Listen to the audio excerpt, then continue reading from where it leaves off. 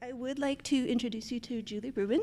She will be talking about connecting job seekers with thriving industries. Julie has over a decade of experience in coordinating, facilitating, designing, and overseeing educational programs. Her passion for innovation within the education sector, along with the drive for aligning education with the economic climate, shapes the work that she does at Innotech College. I spoke with Julie before the presentation, and she's happy to connect with people at lunchtime. She will have her business card available up at the front, so if you would like to talk to her about the content of the presentation or get slides or any other material, she has her business card available at the front. So if you can join me in greeting Julie, that would be greatly appreciated.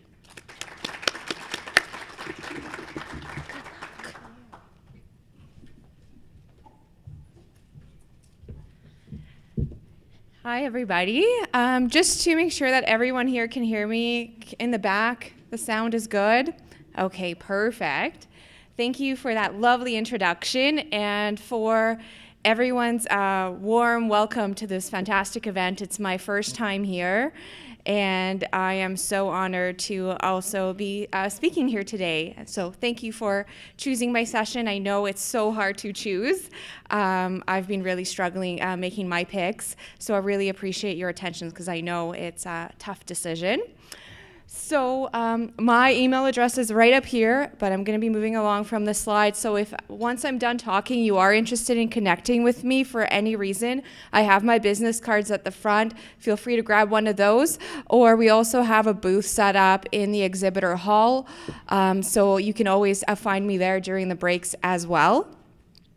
So next, why listen to me? So I am not a career practitioner, actually. And so you might wonder, what am I doing here?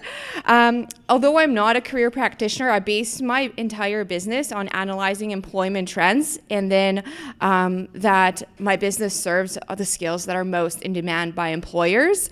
So this is a huge interest of mine. My own livelihood and my entire team's livelihood aligns with ensuring that what we're doing is in line with what employers' needs are.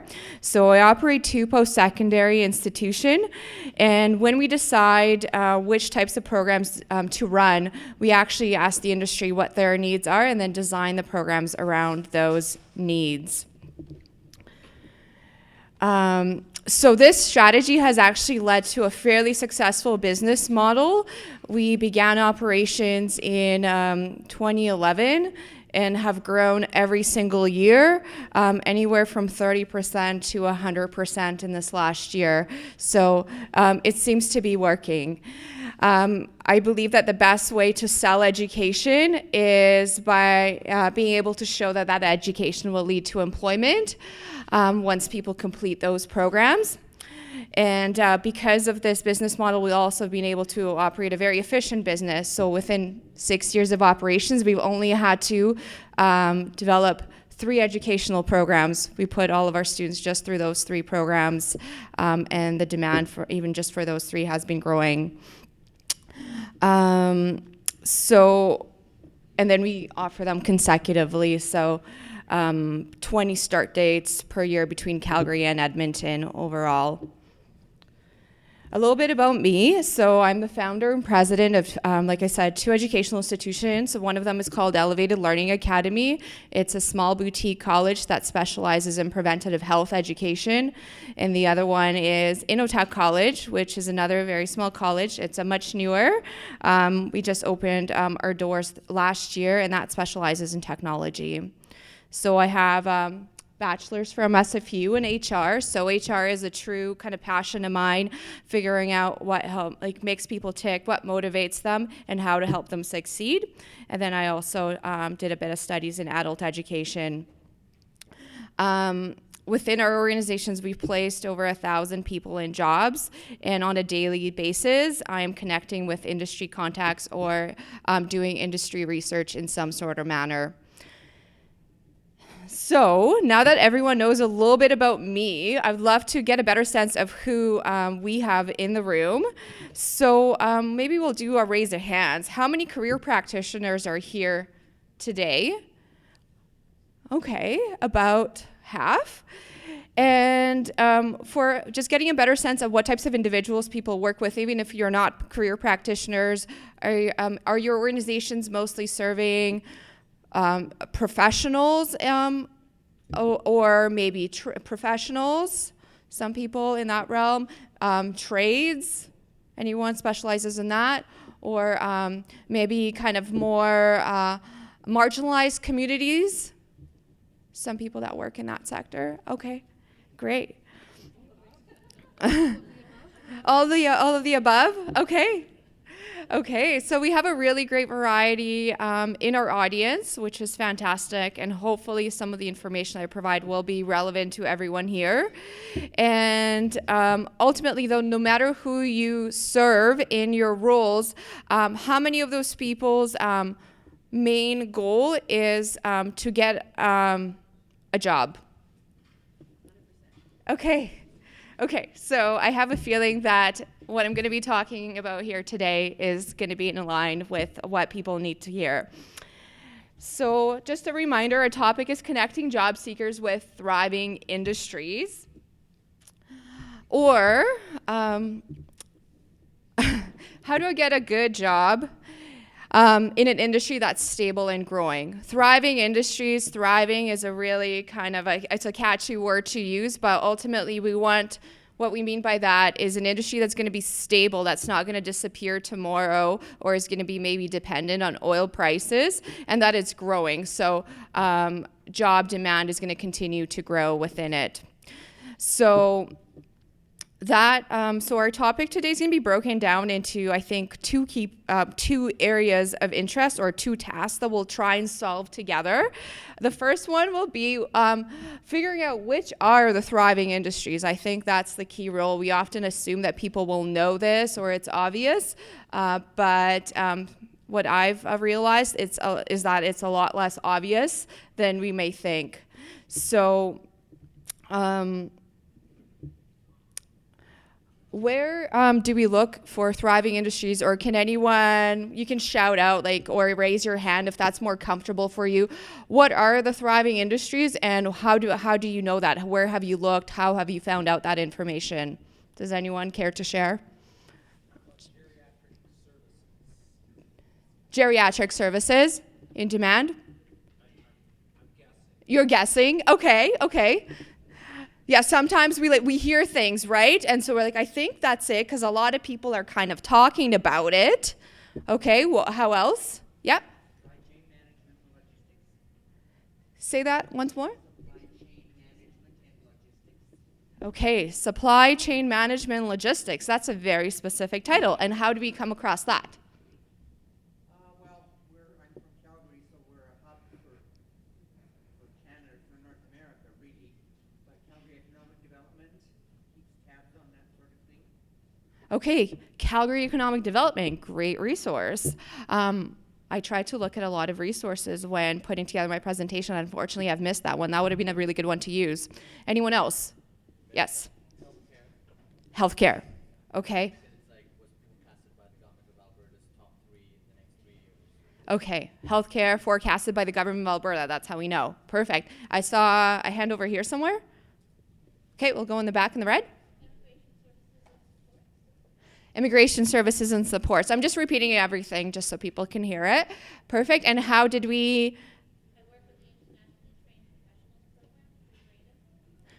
Okay, so you work with the Internationally Trained Professionals program, and through that program, you've done that data analysis?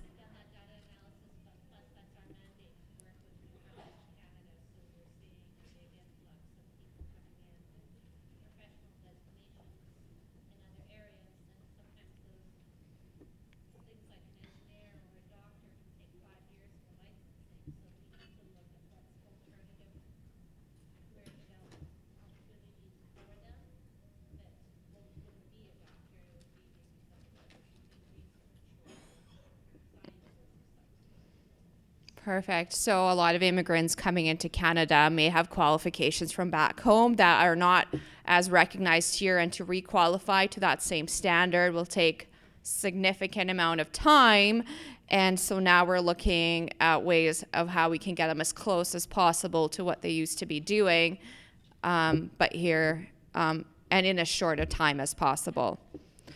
And you're saying like professionals that help immigrants do that are in demand? Okay. Yes.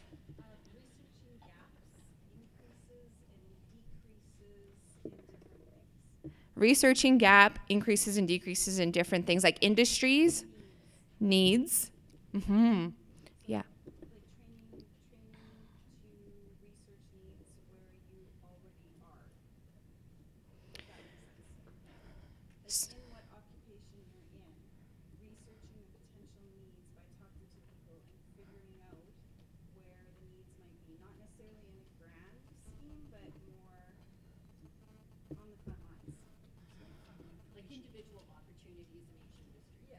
Mm-hmm. So looking at the industries.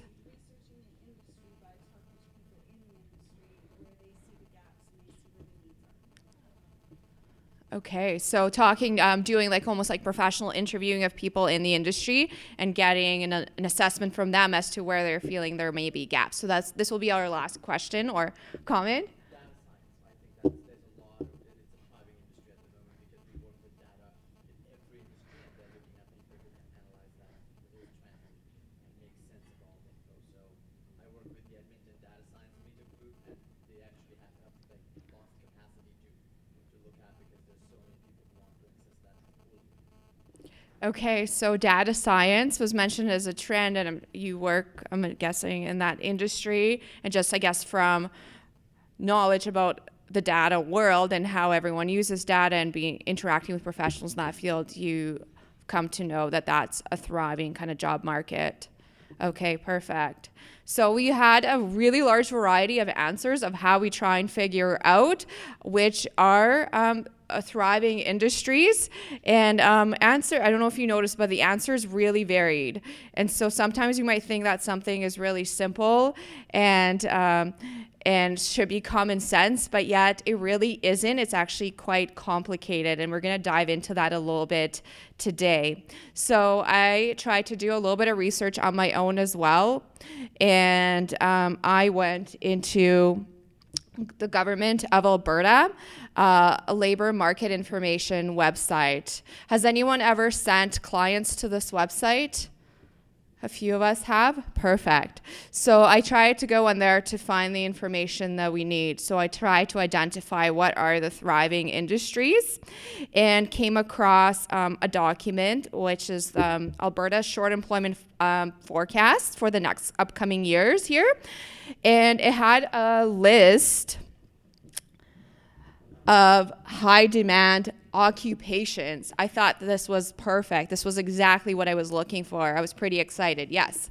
They're listed on Alice too. On the homepage of Alice, there's occupations in demand, and it's based on the short-term employment forecast. Perfect. Thank you. I'll get to that in about 3 slides. So I started out with the Government of Alberta website. I'll mention a couple of other resources that I looked at. And I thought this list is exactly what I was looking for. So I went to this list and realized that the 6 highest demanding jobs on this list were all in the health sector. So nurses, different types of physicians, doctors, something that we've already mentioned in this room as well. Okay, good to know, but what if that, the health sector is a very specific type of field and very few people are cut out for it. And so what if that was not my area of interest of working in? The rest, so 100% of the rest of the occupations on that list were either low-paying jobs or physical jobs. So this list was not actually listing high-demand occupations. What they were listing were occupations that were hard to fill because it was a very specific niche like the health industry, or occupations that were undesirable. They were hard to fill because they were undesirable. So this is not very helpful for professionals or those wanting to build a really sustainable livelihood for themselves. Next, I went to Alice. And I know within our institution as well, we constantly send people to Alice, have a look at different schools on there, different professions, learn about them when they come to us without really knowing, having a really clear sense of what they want to do with their lives. So I went to Alice and I was able to find a page that talked about emerging occupations. I thought, this is perfect. This is, again, exactly what I was looking for. And so this is what this page had 26 occupations. I'm like, this is exciting. Even just applying like one emerging occupation was kind of hard. This had a list of 26 of them. And then I saw that there was a sort option. You can sort the occupations by employment outlook. And you can sort it was from above average, average, or that the employment outlook was low. Of course, I wanted to hit above average. I wanted to see which had the most jobs in them. I found 0 occupations. So none of these emerging occupations had any data on employment outlook. After I searched for above average, I said, okay, well, maybe even average employment outlook was okay. It's better than low. So I selected average and nothing came up for that either. So there was no employment data for these occupations, unfortunately.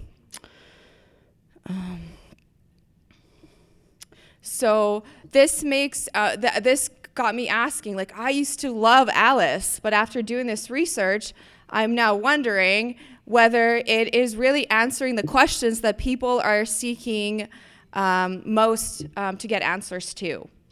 It's providing descriptions of occupations, maybe what schooling people need to take to get there, but not really then what happens when it comes to finding a job within those occupations.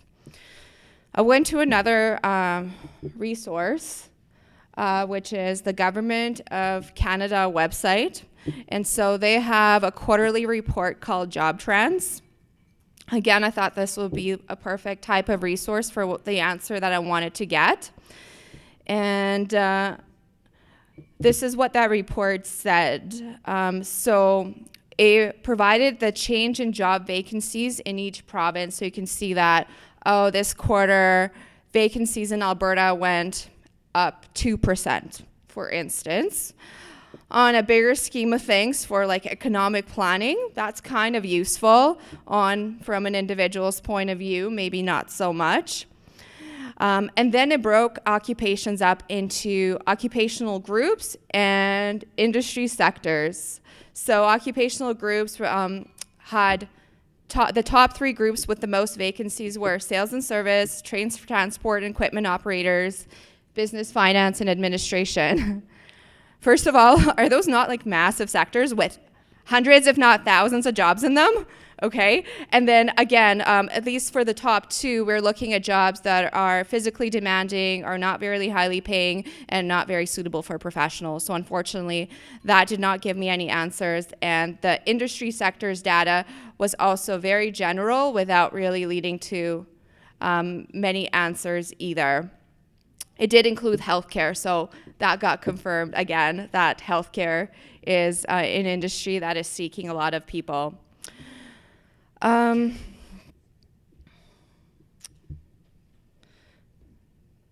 So what that led me to believe or to realize is that vacancies does not necessarily mean in-demand jobs. It does not necessarily mean that those industries are growing, and it does not mean that they're identifying that that's the future of our workforce, except when they do. So, so today I'm going to talk about how to do some of that assessment on your own, unfortunately without much reliance on these various different tools to figure out what are the thriving industries and how to assess which types of jobs within those industries or skill sets are most in demand by employers. Okay. Unfortunately, it means hitting the pavement and potentially doing some of your own research around this. So this is what I do, again, almost on a daily basis, and most definitely when I am doing a business planning for my business. I'm comparing global data about specific jobs and comparing that to local demands. I'm also talking a lot to recruitment firms. They're the ones that are hired by organizations to fill positions that they're unable to fill on their own. And often those are those positions include the skill sets that are least available within our province. They also have really reliable local data, and luckily for us, they give out that data for free. Then it would probably include comparing that data to job postings here locally. Again, all of that information is free and can be found within a few clicks of a button. Through talking to recruitment firms and looking at job postings, some other really, really key information can be found out. You can find out whether those types of the positions within the jobs that you're finding, they're contract or permanent. For instance, both Indeed has all of that information available for all the job posts, as well as salary ranges for those job posts, which of course for job seekers is really important. So now I'll share an example of how I applied this methodology to building my business, and I'll share that with you. So when I decided to open a technology college, I looked globally, and what a consistent theme that kept coming up is that software and web developers are in demand. I thought, okay, that's fantastic. It's good that I know that now. I will just launch a software and web development diploma, let's say, through my educational institution. Then when I started digging deeper, I realized that there are many different types of software and web developers, and I quickly realized that there was a big knowledge gap between what I knew and what the reality was of the job market, so I needed more information. I met with Robert Half Technologies office here in Alberta, and I found out from them within web and software development, what are the skill sets that you're having the hardest time finding that employers are needing the most. And so what they gave me is that the most in-demand skills are something called .NET and something called SharePoint. At that point in time, I had no idea what either one of these words meant. And so I had to do more learning. And so SharePoint, who here uses it within their organizations? You are probably using it, you just don't even know it. So what I found out is SharePoint is a Microsoft developed software used to manage data, and it has monopolized the data management, I guess, market, and now over 90% of medium and large businesses, governments, and nonprofit organizations use SharePoint for managing their data, their intranets, their extranets, and their websites. .NET is the Microsoft language used to build that, and it is also the main language used within the corporate and government sector for building almost anything within their systems. So once I learned a little bit more about these two very specific technical skills, I decided to test that knowledge, and I tested it by just looking on Indeed and searching SharePoint developer or .NET developer. I came across 250 job postings, and this is actually more recent. I just did this search last week or this week. And so the 250 jobs, all the jobs were paying higher than $60,000 a year. Many of the jobs were contract jobs, but the rest were all full-time. So I thought that that was pretty good for a bad economy.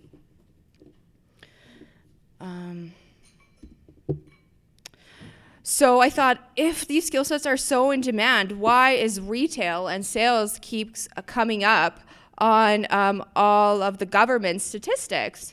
So I did a search for a retail manager, and it became very clear. It's because for a retail manager, there were 1,893 job postings in Alberta, significantly more than for .NET or SharePoint developers. But more is not always better, as I'm sure that we all know.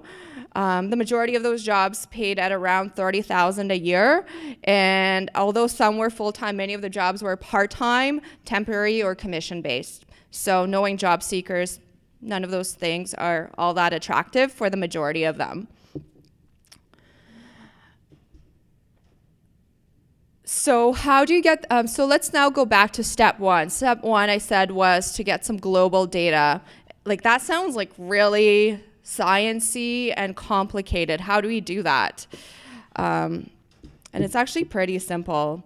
It's as basic as doing a Google search for what are the top 10 skills in demand by employers, say in 2016, if you want to get the most recent data. And here are just some examples of sources that I came across. And I'm not saying trust any individual one. Look for themes, right? Look at a few different lists and look at where that data is coming from and try, if the same skill set keeps coming up again and again and again, there's probably something to it. And so just looking at these three lists, so the World Economic Forum, which actually based their data on LinkedIn. They looked at LinkedIn and saw which job postings were the hardest to fill, were staying up the longest, were people not able to find skill sets for. And all 10 of the top skills were in computing, okay? I looked at Career Builder was another source. Nursing was number 1. Number 2 was software development. And then Business News Daily, 26 out of 38 most in-demand skills were all computing related. So after getting this data, I realized that, you know what, maybe there's something to this, software development, web development kind of path that I'm on for developing the educational program for my college. And so it just kind of that was part of my research. So this is really confusing. If various computing skills are so highly in demand, why are they not listed in provincial and federal statistics? So my answer to you is I don't really know. I don't work for the government, but I can have some guesses. These jobs are not in any one particular industry. They're in all industries. So they're really spread out. It's hard to understand what all the different skills are, even within the IT sector. Everyone is very specialized, and as soon as you start talking to somebody outside of your very niche specialization, you could have absolutely no idea as to what they're saying. So imagine trying to assess that data not being from within that world. It's really complicated. Oh, also, the demand for various different computing skills is changing constantly, and it's really hard to keep up which computing skills are in demand now. Something that was in demand just a year ago could be obsolete now, and there's a new programming language out now that everyone else is seeking to fill. So with that in mind, we're going to move on to the task number 2 of what we've set out to do. So we thought it was how to connect job seekers with thriving industries, but what it actually going to be is how to connect job seekers with employers in various industries that will want to hire them, as there are no just specific thriving industries. And the answer that I'm going to present here today is to ensure that those job seekers have the skills that the employers are looking for. So 68% of CIOs say that it's challenging to find skilled IT professionals today. And we noticed it from all the data that I kind of showed as well. IT technology are the skill sets that are seem to be most in demand by employers. You might think this is great, but my clients may know nothing about computing. And so the solution I'm going to present here is potentially learning some. It's not complicated within our program. We have people coming through. They were previously automotive mechanics. We have individuals coming in that have low English skills, and they're able to manage, they're able to learn it. There are some, not many, post-secondary programs targeted towards beginners. And so that's the other big piece of the research. And I will present some ideas from different programs that beginners could pursue. And the candidates that will probably most enjoy pursuing a career in this area are those that they don't have to love math, but maybe not hate it. They're good at analytical thinking. they're okay, general likeness for working on a computer. Maybe they have a higher, slightly higher than average attention to detail, and they like problem solving. Those are the transferable skills that someone needs to succeed within this industry with a little bit of education. So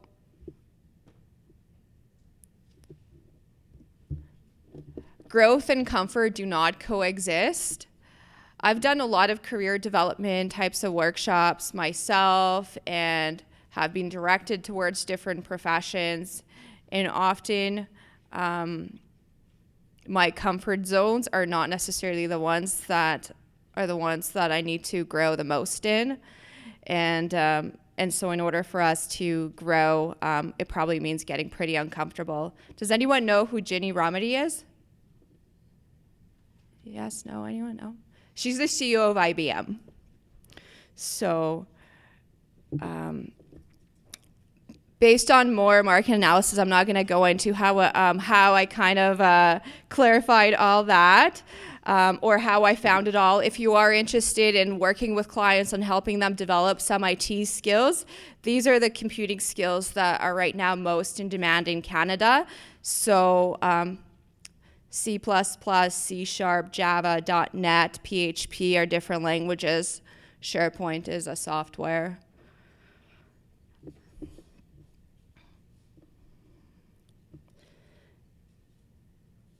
I see some people taking notes, so I won't move away from this slide just yet.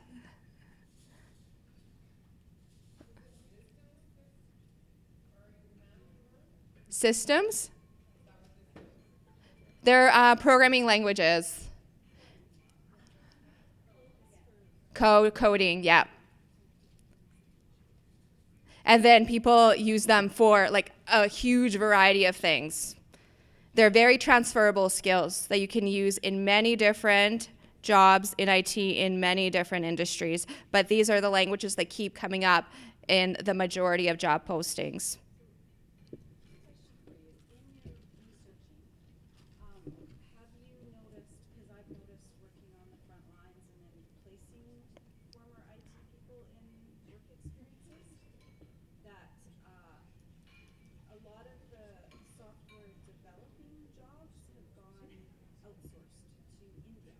Mm. So have you noticed that trend, or is that just a trend I happen to be seeing? Not anybody who is trained in Microsoft, in the Microsoft products and the developing, that seems to still be able to, that it's still here, Mm-hmm. Still demand for it, but in some of the software developing, especially with the languages, I used to bring people here for work experiences from India, Mm-hmm. and now we're seeing the outsourcing back to India. So have you noticed that? Mm-hmm. Definitely, like outsourcing is a trend that has been going on for a long time. So I can't really answer that. I just know that these skills are still very much in demand here. And often the reason that they're outsourced because we can't find qualified people locally. There are way more qualified developers in India, in China, and other countries than there are, unfortunately, in Canada. And there's too much work for, there's not enough people here that can do this. Yes? What about the language that lower level language speakers are able to be successful in the program? What do you consider, what kind of level are you talking? Like ESL 5, 4, 3, 6 benchmarks? I'm not too familiar with benchmarks, but their grammar doesn't have to be great. Their speaking doesn't have to be great. This is more about analytical thinking. But if they're, I mean, I'm just trying to understand because I work with lower level learners.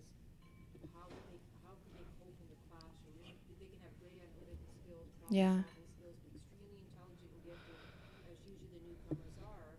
But then, are they comfortable with the material in classroom, understanding what's being taught? So the question is what level of English is probably the minimum requirement for someone to be comfortable in the classroom to learn this? And let's hope that the educational institutions that enroll students into their programs will screen for that. They will know their programs best, and they will screen for the language levels that they need. in order for people to be successful in those programs. I know we do that within my institutions, and we use a testing system that helps us assess that, but it's not based on those levels that you identified. Exactly. It's a general test that tests everything, not just language. Mm-hmm.